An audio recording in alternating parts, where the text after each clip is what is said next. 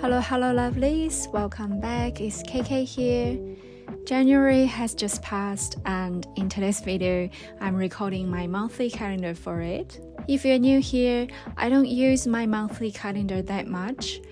For 2024, I decided to make a doodle a day in my monthly calendar. Here are a few examples. My bullet journal here is mainly for reflections, while I use a separate planner for schedules and to-dos. And for January this year, I wanted to do something a little different, something more fun. So instead of just doodling, I'll be using washi tapes, stickers, and maybe a few doodles or words to mark the highlights of each day. I've gathered a bunch of journaling supplies over here, so hopefully I can find everything I need. And if not, I'll just doodle or write things in instead. So, alright, let's get started.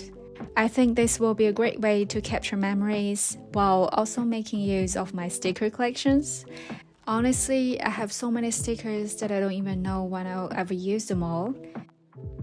Since I already track everything in my bullet journal and planner, I pretty much know what I want to add for each day. Plus, decorating it all at once helps me save time instead of digging through my stickers every day. I'll add captions to explain what I mean on each day's highlights as I go.